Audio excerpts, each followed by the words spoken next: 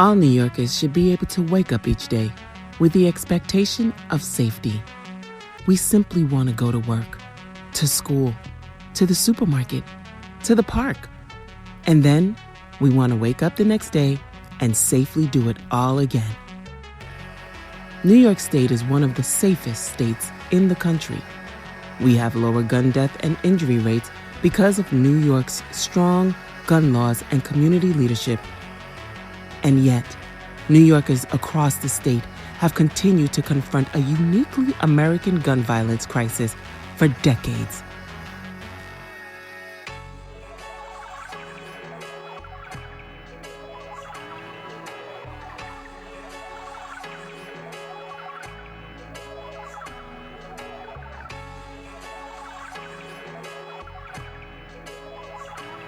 Over 85% of the crime guns that are recovered in New York State are from out of state, and over 70% are coming from the iron pipeline, and really targeting our most vulnerable communities in our cities.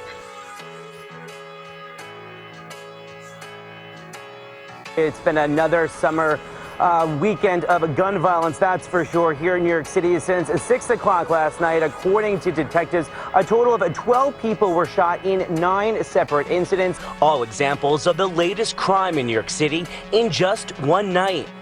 Kenneth Foote Smith's morning commute begins at Brooklyn's 59th Street subway platform, but before it had even reached the next stop, I hear this loud bang, almost like glass shattering. And I could see people's faces begin to smush against that door. When the car stopped is when we heard those first 3 or 4 pops, real quick, right back to back to back. The rise in gun violence impacts the population unequally. The risk of homicide is much, much, much higher if you're Black than if you are any other race or ethnicity.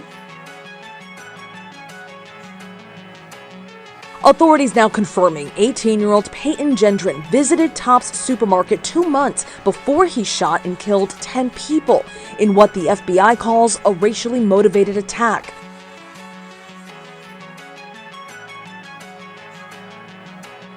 Just hours after that horror, Americans experienced at least 2 more mass shootings in 2 other cities.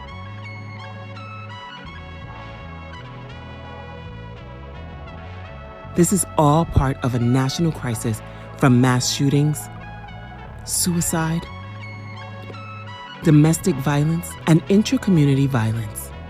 Yet, despite this senseless bloodshed, the gun lobby and dangerous extremists on the U.S. Supreme Court are dead set on dismantling the strong gun laws New York has fought long and hard for. The data shows that more guns in public will lead to more gun violence, and that is the last thing that New York City, New York State needs right now. Though New York and the nation continued to face mounting violence and extremism this year, New Yorkers against gun violence grew stronger and more determined in 2022. Our youth education program, Reaction, returned in person to classrooms, and we reunited with students and teachers, providing support and empowerment in more New York City public schools.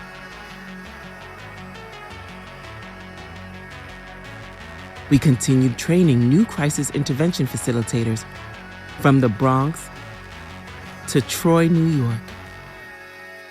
Our students met with lawmakers and community leaders to share their own stories about gun violence and advocate for new solutions.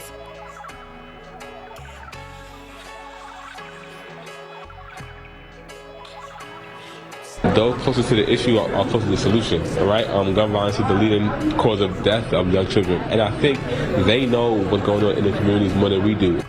What is the root cause? And you need to target it. And if you cannot target it now, you need to start having serious discussions as to how. Our Youth Over Guns leaders were once again front and center in the fight to end gun violence in New York and nationally. Columbine should have been enough. Sandy Hook should have been enough. Parkland should have been enough. And unfortunately, we're here today, again, saying enough is enough. Through our youth-led program, Anger to Advocacy, we educated and trained over 20 new young people from across the country. They learned about the root causes of gun violence solutions to achieve safety and justice, and amplified their voices. They marched across the Brooklyn Bridge and demanded change with elected officials. They rallied with youth activists and community leaders. We stood with state lawmakers and Governor Kathy Hochul as she signed comprehensive gun legislation into law. And we celebrated with national leaders and advocates in Washington after President Biden signed landmark bipartisan gun safety legislation.